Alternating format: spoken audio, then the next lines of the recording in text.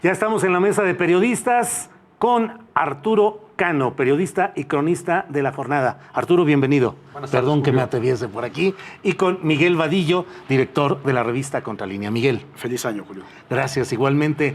Pues hay muchos temas interesantes. Lo internacional, ya le hemos entrado ahí a todo este tema, pero leía hoy, como nota principal del diario Reforma, una nota en la cual dice, van por legionarios y por Marta Sagún. Marta Sagún, la esposa de quien fue presidente de la República, Vicente Fox Quesada. La nota dice que se investigan las finanzas de los legionarios, que fue lo que dijo ayer Santiago Nieto Castillo, el director de la Unidad de Inteligencia Financiera de la Secretaría de Hacienda y Crédito Público, pero se le preguntó si también en esto se le preguntó de manera expresa si incluía algún vínculo con Marta Sagún, y Santiago Nieto Castillo respondió, sí, bueno, en general, con toda la organización.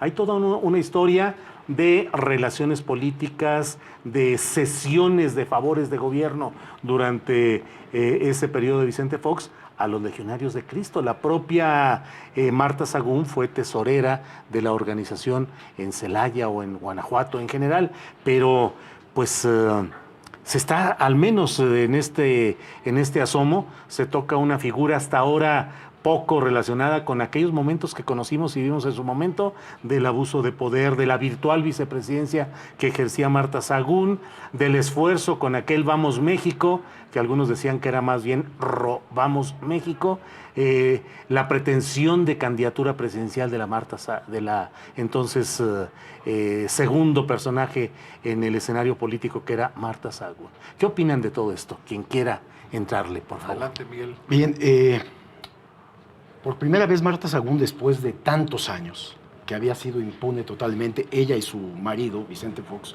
el expresidente, pareciera que hay elementos suficientes, al menos financieros, para considerar que hubo financiamiento con dinero público hacia esta agrupación religiosa.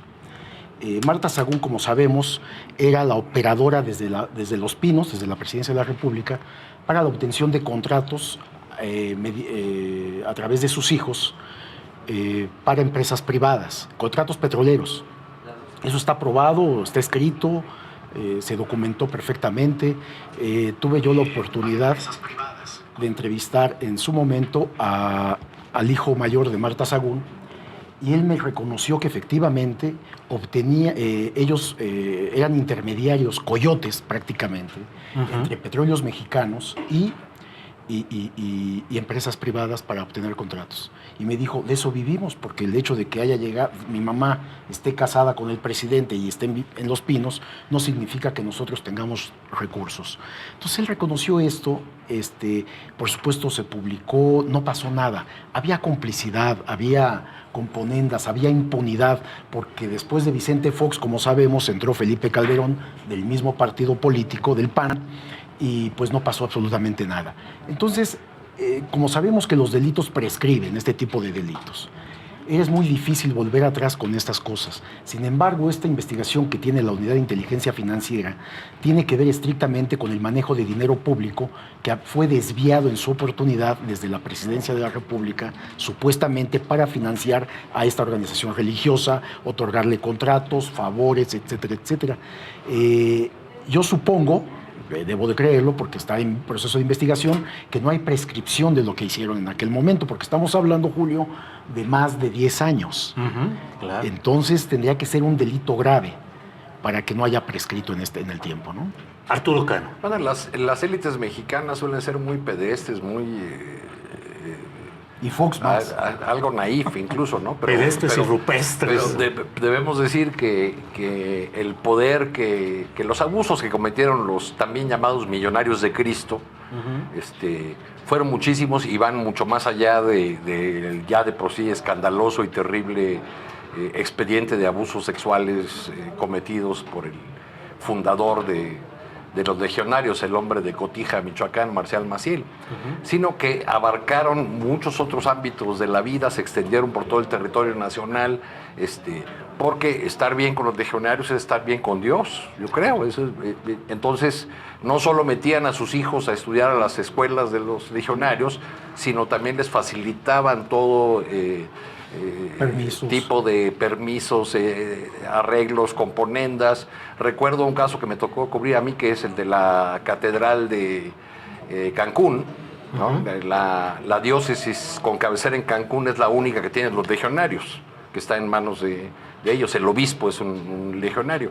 Bueno, pues se aferraron a construir la catedral en un parque público, y solamente por la resistencia de un grupo de ciudadanos que lanzaron una campaña para defender lo que llaman un parque que está en el centro de Cancún y que llaman el Ombligo Verde, fue que lograron parar esas intenciones de construir por encima de la ley en una zona que era reservada, que era protegida, construir esta catedral. Aún así tienen una construcción ahí, ¿no?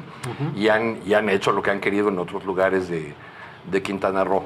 Como en ese ejemplo que pongo, pues actuaron así en muchas esferas de la vida, y sería conveniente por la salud pública y para cerrar cuentas con esos capítulos oscuros de nuestra historia, y aprovechando que los legionarios han hecho este informe donde al fin reconocen lo que siempre se negaron a reconocer. No olvidemos que los defendieron al punto de presionar a los empresarios para quitar publicidad a medios de comunicación que habían publicado los escándalos de Marcial Maciel, ¿no? Una de las cabezas de esa campaña para acallar las voces que ya llamaban la atención sobre los abusos de Marcial Maciel, pues fue el señor Lorenzo Servige, el dueño de la transnacional Bimbo, ya fallecido, pero pues que jugó un papel al igual que otros destacados miembros de la élite económica mexicana y política también, para defender, usar los favores, aprovechar las influencias del padre Maciel y del padre Corcuera y todo su séquito. Aplastaron en aquel momento aquel esfuerzo televisivo tan importante de Canal 40 en una etapa histórica muy interesante de aquel periodismo que hacían Ciro Gómez Leiva, Denise Merker en aquel espacio de Canal 40, y cuando publicaron también lo de este dato, los datos de las acusaciones contra el cura Maciel, se vino esa cascada de restricciones o suspensión, cancelación de contratos publicitarios para ahorcar, asfixiar a ese medio. Fueron 12 años de gobiernos panistas donde aumentaron su poder, ¿no? Y su influencia también, ¿no? Me parece que la relación que mantenían con la ultraderecha, ellos mismos, la iglesia y los panistas, pues les permitían todas estas clases de abusos, ¿no? Yo también recuerdo que el hijo mayor de Marta Sagún actualmente tiene proceso abierto en Estados Unidos por fraudes. O sea, estamos hablando de una familia completa que son unos verdaderos pillos, ¿no? Yo supongo que el asunto debería de alcanzar al expresidente Vicente Fox, pero bueno, pues sabemos que la que tomaba decisiones en Los Pinos era Marta Sagún, ¿no? Yo recuerdo algo que me dijo en aquel tiempo joven, el hijo mayor de Marta, me decía que él tenía acceso a los informes que diariamente le enviaba el CISEN a Vicente Fox. Le dije, ¿pero cómo tienes acceso a esos expedientes? Me decía, es que le llega el informe todos los días del CISEN, que es el Centro de Investigación y Seguridad Nacional, ahora Agencia Federal de Inteligencia. Me dijo, llega el expediente, pero al presidente no le gusta leerlo. Pues no. Se lo da a mi mamá, a Marta Sagún, y Marta me manda una copia. Entonces todos los días tenían acceso a la lectura de toda la información de inteligencia que había. La información privilegiada. Entonces era un abuso brutal, una irresponsabilidad como se condujo este país, y por eso las condiciones en las que estamos ahora, Julio. ¿Por qué ha sido intocado Vicente Fox, Arturo Cano? ¿Por qué sigue planteándose como un estandarte de lucha política y de presencia en los medios de comunicación, particularmente el tuiteo incesante que tiene? Finalmente pareciera que pasó con todas las contradicciones, el que votó de Los Pinos al PRI y que luego regresó a servir como tapete al PRI con Enrique Peña Nieto, una conducta zigzagueante, y pareciera a veces que los mexicanos tenemos poca memoria histórica. Pues porque nuestra democracia es un desastre, porque nuestra memoria es flaca, o porque todo lo que se dice respecto del tirano, entre comillas, López Obrador, es una mentira. O sea, ¿en qué país un tirano admite las locuras, la incontinencia verbal permanente de este personaje? que por cierto ya en las últimas semanas ha estado Sí. muy mesurado. Así es. Lo mismo que Calderón, ¿no? Sí. Sí, habría que checar cuál es, después de lo de García Luna, ¿no? Sí, Básicamente así fue es. que Ambos, ¿eh? Sí. se hizo el silencio en las cuentas tuiteras de estos personajes que suelen ser todo lo contrario, que Y suelen Fox padecer. apoyando algunas cosas. Cerramos bien el año, las cosas, es decir, un cambio muy Cambio. notable. Sí. Ujú. Pero yo creo que sobre todo el punto que señalas es cierto, ¿no? Sigue habiendo un sector de la población con una memoria histórica muy flaca, que quizás sigue recordando a Vicente Fox como el emblema de la salida del PRI, de los Pinos, o sea, como la representación de lo que al fin México pudo hacer, que fue deshacerse de décadas de dominio priista, aunque pues tanto Fox como el mismo Calderón nos salieron debiendo demasiado, porque lo que hicieron fue fortalecer, diría yo, las peores aristas de ese viejo régimen. No solo no demolieron ninguna ni minaron ninguno de esos viejos pilares del régimen priista, sino que los fortalecieron. Digamos, que no fue el momento de oro para el Bester Gordillo, la presidencia de Fox y la de Calderón, o sea, fue el momento de mayor poder, o sea, una relación como la que Marta Sagún pudo tener con los legionarios de Cristo, pues también lo tuvo con la élite magisterial y con algunas otras élites, ¿no? Marta y Elba organizaban juntas espectáculos de box y de lucha libre, y hasta propusieron una fundación y quién sabe cuántos trabajos conjuntos más para beneficiarse mutuamente, ¿no? Miguel. ¿Cómo se parecen Vicente Fox y Felipe Calderón, ¿no? Ambos tratando de impulsar a sus esposas para que se conviertan en presidentas de este país, ¿no? Por supuesto ha resultado en ambos casos fallido. Todavía Calderón, pues, que es el presidente más reciente, el expresidente más reciente, sigue intentando a través de su partido, crear un partido y moverse, aunque con todo lo de García Luna yo creo que ese partido, pues bueno, ya se puede ir mucho a la basura, ¿no? García Luna, ¿cómo ves lo que está pasando este momento de García Luna, Arturo Cano? Bueno, pues estamos todos así como con el tema de Estados Unidos e Irán, estamos todos a la expectativa, todos mirando detrás de la barrera lo que puede empezar a salir si es que el exsecretario de Seguridad Pública decide ir a un juicio, porque todo parece indicar que va a aceptar una suerte de figura como testigo protegido y que va a obtener una pena mucho menor si colabora con las autoridades de Estados Unidos. Con lo cual, pues no conoceremos sus revelaciones porque Así es. quedarán en manos de las autoridades de nuestro vecino país, y tanto la rica información como el potencial uso que se le pueda dar a esa información. ¿Qué sucede ahí, Miguel Vadillo, si se declara testigo protegido? La información que dé queda para el uso discrecional del gobierno de Estados Unidos para presionar, chantajear o darla a conocer cuando decida. Bueno, sí, porque Estados Unidos, lo que hace el gobierno de Washington, finalmente lo que hace con toda la información es utilizarla en beneficio propio. Claro. Es decir, teniendo la información que aquí no hay otro personaje, otros personajes más importantes de los que García Luna puede entregar. A Estados Unidos no le interesa ningún otro que Felipe Calderón y Vicente Fox, dos expresidentes. O sea, no hay nadie más. Bueno, y Miguel Ángel Osorio Chong también. Serían los tres personajes centrales en los cuales García Luna podría dar información relevante. ¿Por qué tiene que ser información? Bueno, porque los bienes, las cuentas bancarias ya las tienen los Estados Unidos, ya están aseguradas. No puede negociar la entrega de dinero porque ya lo tienen en su poder las autoridades estadounidenses. Lo único que tiene para negociar es la información de corrupción de ambos expresidentes. Y en el caso también de Miguel Ángel Osorio Chong, pues las componentes que tenía con García Luna. García Luna no tiene más que hacer. A García Luna le fueron poniendo el pan las autoridades estadounidenses, las agencias, de que era el consentido del FBI, de la DEA y del Departamento de Justicia. ¿Por qué? Porque les proporcionaba toda la información que se generaba en Plataforma México.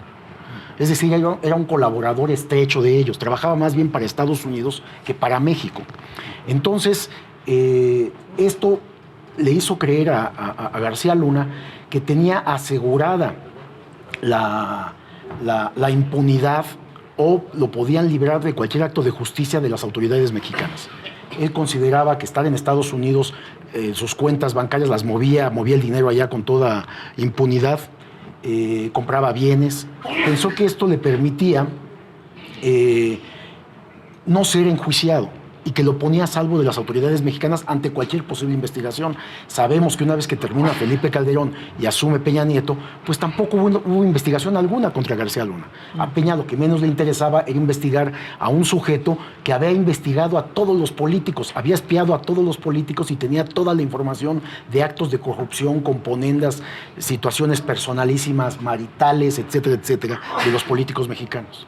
Algo como lo que había hecho Hoover. Entonces, al tener toda esa información, era el intocable. Pero cuando llega un presidente como Andrés Manuel López Obrador, pues las cosas cambian. Estados Unidos tiene todo allá, lo tiene al propio García Luna allá, va por él, lo detiene y lo mete preso. Y ahora sí, tienes que negociar y darme toda la información que tú tienes y que no conocemos. Y de esta forma tendría a dos expresidentes a tiro de... De lo que dices, derivo dos reflexiones. La primera, que la descripción que haces del personaje, con la que estoy de acuerdo en general, nos revela mucho de la pequeñez de García Luna y de su nulo sentido de la historia. Es decir, ¿por qué creer a las agencias de Estados Unidos que él era el consentido? ¿Por qué creerse el cuento de que las medallas que le daban era en serio? ¿Por qué creerse el cuento de que los reconocimientos que le hacían cuando iba a Washington era de verdad? Pues eso es desconocer el pasado, desconocer la forma de actuar de la contraparte estadounidense y también tener una idea muy sobrada de sí mismo, ¿no? Claro. Entonces, y por otro lado nos lleva a reflexionar sobre en cuáles términos se puede dar la colaboración del gobierno mexicano y sus agencias de seguridad con una contraparte que suele actuar de esa manera con sus mejores hombres incluso, ¿no? Sus mejores hombres. En el diario Contrarréplica, bajo la firma de Claudia Bolaños, se habla de que la misma unidad de inteligencia financiera investiga a 6 organizaciones de la sociedad civil ligadas a García Luna. Dice que entre ellas estarían Alto al secuestro de Isabel Miranda de Wallace y María Elena Morera de Causa en Común, aunque ellas aseguraron no haber recibido recursos del exsecretario de Seguridad Pública. Los invito a que luego de un corte comercial regresemos con este tema para ver también todas aquellas implicaciones que tuvo la era García Luna con personajes que eran serviles y acomodaticios a establecer certificados de éxito, de avances, de mil cosas que podemos platicar ya al regreso. Vamos a una pausa y ya volvemos.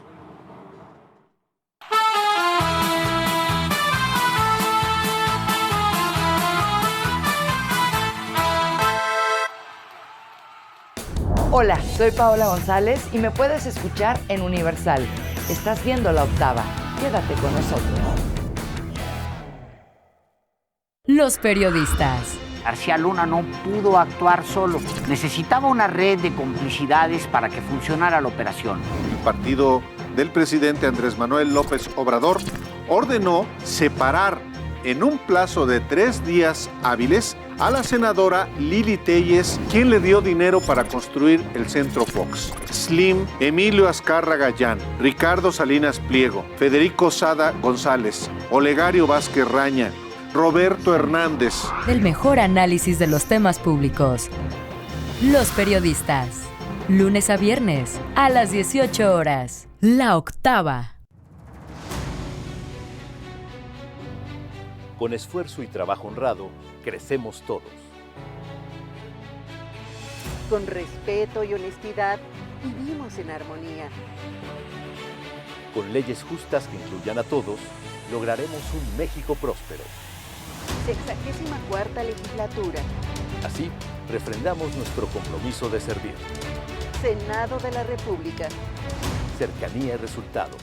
La transformación del Poder Judicial de la Federación va en serio. Cero tolerancia a la corrupción y medidas concretas contra el nepotismo. Hoy se ratifica a jueces y juezas que demuestren capacidad y honestidad. En favor de la paridad de género, por primera vez se celebraron concursos exclusivos para juezas y magistradas. Avanzamos en el respeto a los derechos humanos de todas y de todos, sin importar condición o circunstancias. Trabajamos por un Poder Judicial más sensible y cercano a la gente. Consejo de la Judicatura Federal.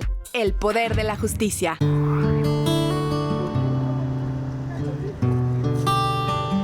¿Estás arrepentido de haberla regado con alguien? Quiero terminar un problema con mi hermana. Quiero que todo esté bien, ya que nuestra familia se separó hace 10 años. ¿Deseas hacer el orgullo a un lado y recuperar a esa persona que tanto amas? Que la quiero mucho, que necesito estar con ella para sacar adelante a nuestra hija. Reconciliaciones es el espacio perfecto para que esa persona regrese a tu lado y obtenga su perdón. ¿Por qué no estar con la familia? ¿Por qué no disfrutarse? ¿Por qué no amarse? ¿Por qué no apoyarse? Llueva, truene o relampaguee, nosotros estaremos ahí para conseguirlo. Hemos llegado, hemos arribado, vamos a ver qué pasa. Esto es un detalle. Recuerda que cada una es muy especial, ya que realmente no sabremos qué sucederá. Ando buscando al dueño de mis quincenas. Busco a la dueña de mis quincenas. Busco al dueño de mis quincenas. Búscame a través de Facebook, las reconciliaciones de La Octava. Así que ya lo sabes, no te pierdas estas reconciliaciones aquí, en La Octava, por supuesto, por el 8.1. Juan Villoro, estoy honradísimo, la verdad, de tener la suerte. Ciertamente estamos ante un mundo muy diferente a los gobiernos del PRI que durante mucho tiempo robaron todos los lugares donde ocurren las tragedias, nos hacen saber que ahí hay geografía mexicana. Él ha construido un discurso que más que político es mesiánico. Por eso digo, no creo que él cambie. Él es una persona obstinada, lo hemos visto, lo ha llevado a resistir durante mucho tiempo cuando parecía que ya estaba derrotado. El análisis político a ras de suelo. Ricardo Rafael, lunes a viernes a las 15 horas. La Octava. Todas las mañanas acompaña a Maite, Pancho y Alexis con el resumen y análisis de la conferencia de prensa del presidente Andrés Manuel López Obrador. Entrevista, la opinión de la gente porque el pueblo manda. De lunes a viernes después de la mañanera a través de La Octava, 8.1 de televisión abierta y en YouTube, La Octava TV. Soy Javier Pakusich de Universal y estás viendo La Octava.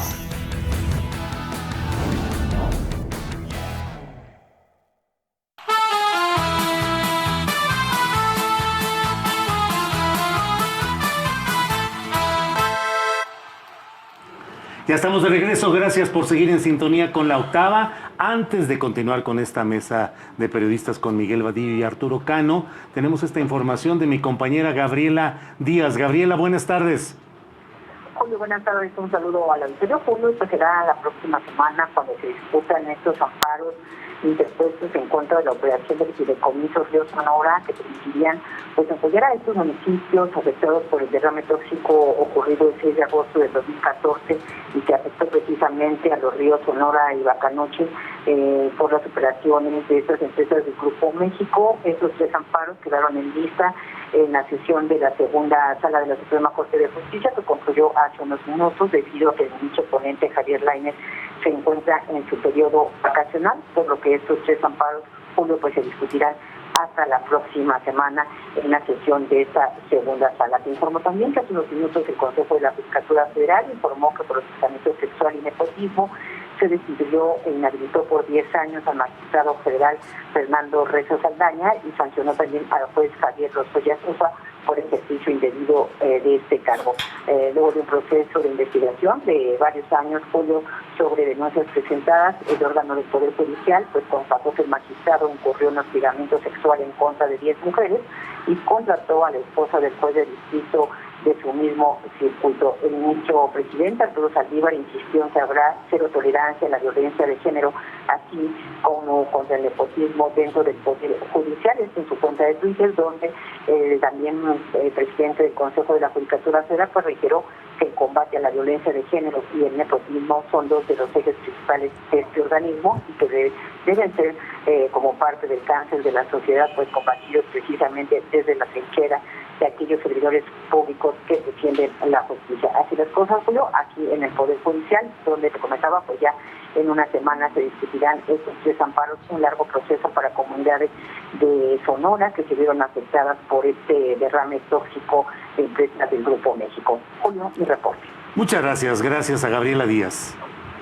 Bien, pues volvemos a esta mesa de periodistas con Miguel Vadillo y con Arturo Cano.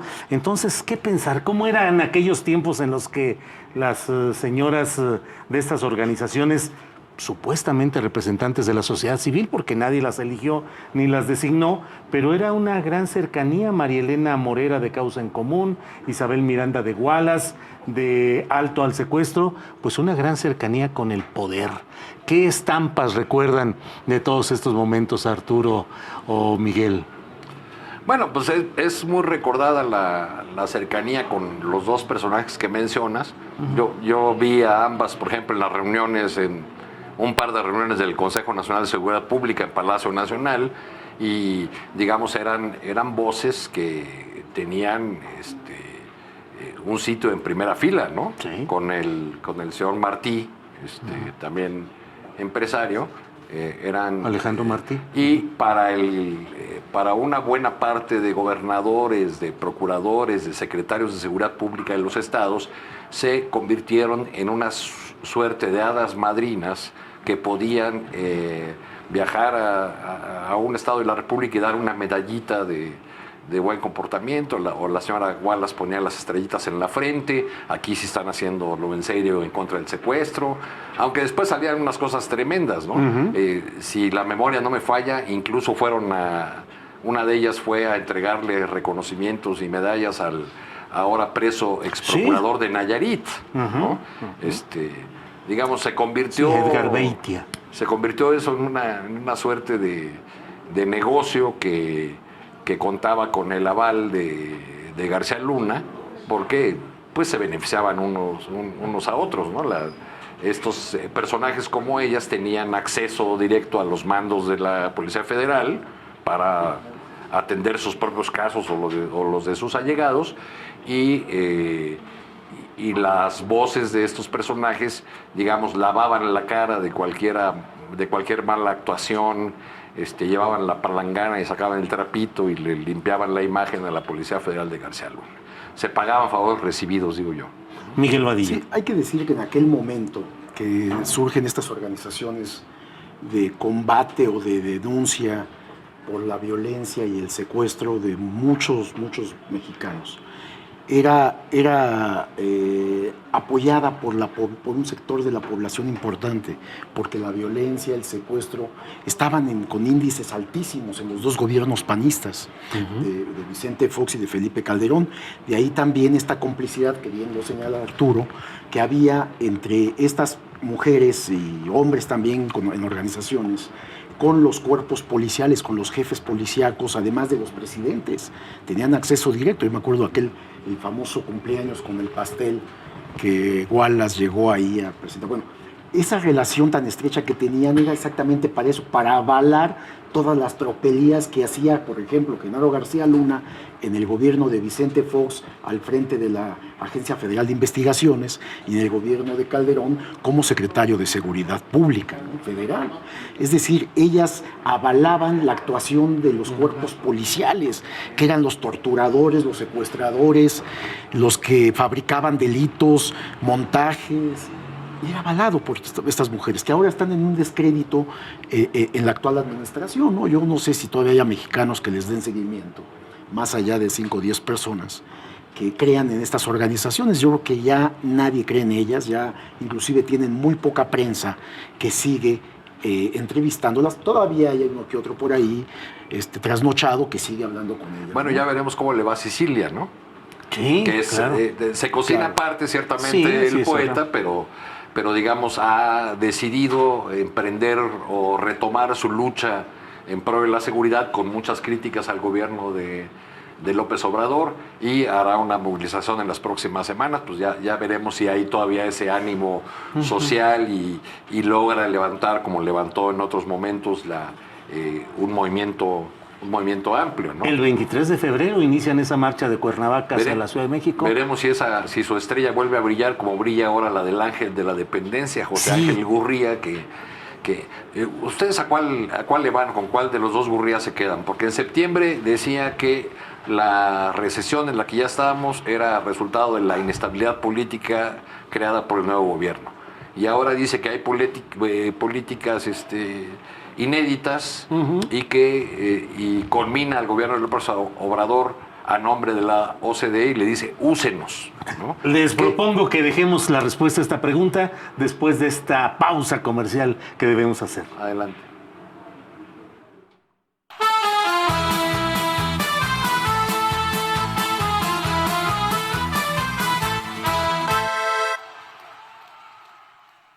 Soy Nelly Canseco, de Excelencia Personal, y estás en La Octava.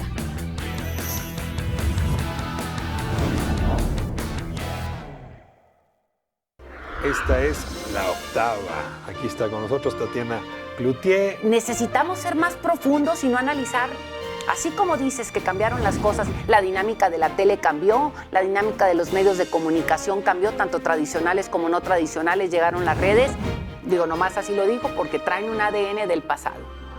El análisis político a ras de suelo. Ricardo Rafael, lunes a viernes a las 15 horas. La Octava. Gerardo Fernández Noroña. La gente de la derecha dice, dictador, hizo fraude. No, no es así. Él llevaba 13 años en el gobierno, siempre respaldado por su pueblo. Evo ya no está en la presidencia y desde ayer están matando a bolivianos, bolivianas, reprimiendo al pueblo. Es una rabia racista, clasista, feroz, infame, que debería erradicarse en pleno siglo XXI y que lamentablemente no es así. No toleran que un hijo del pueblo haya llegado a la presidencia. Yo digo, lo grave no es que haya un golpe de Estado, lo grave es que haya gente que lo celebre. Sin pelos en la lengua, éntrale sin miedo. De lunes a viernes, en punto de las 20 horas. La Octava. Una cosa es no querer decirles nada y otra cosa es decirles de todo. Una cosa es dejarla salir y otra cosa es ahogar las penas en un vaso. Una cosa es disfrutar conectado y otra cosa es vivir esclavizado. ¿Y tú qué eliges? La decisión es tuya. Escuchemos primero. Juntos por la paz. Acompáñenos todas las mañanas para el resumen, análisis y contexto de lo que dice el presidente López Obrador. Además, vamos a escuchar lo que la gente piensa y lo que la gente cuenta en El Pueblo Manda. En el 8.1 de tu televisión abierta y también en YouTube, octava.com, a partir de que se acabe la mañanera.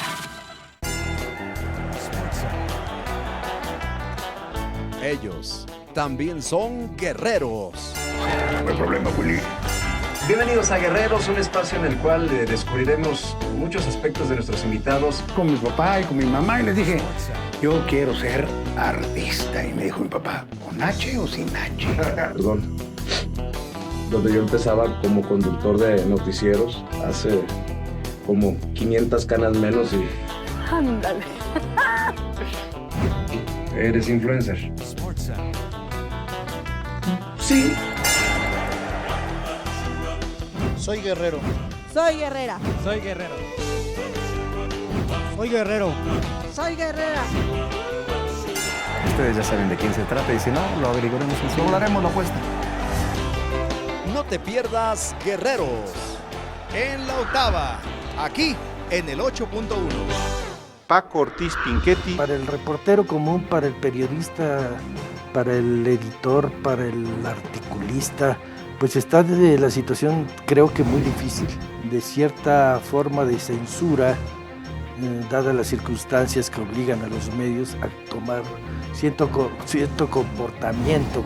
Su única salida, desde su punto de vista, es alinearse a un gobierno nuevo. El mejor análisis de los temas públicos.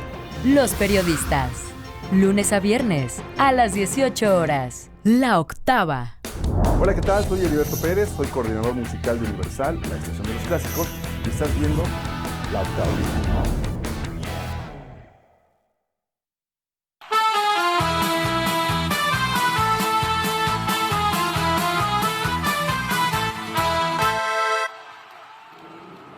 Bien, ya estamos de regreso. Quedamos con el ángel, le llamaban el ángel de la dependencia, porque era el representante de la dependencia económica. Y tú preguntas, Arturo Cano, ¿con cuál nos quedamos? ¿Cuál es el peor, uno u otro? Yo creo que los dos, pero no sé qué opinen ustedes.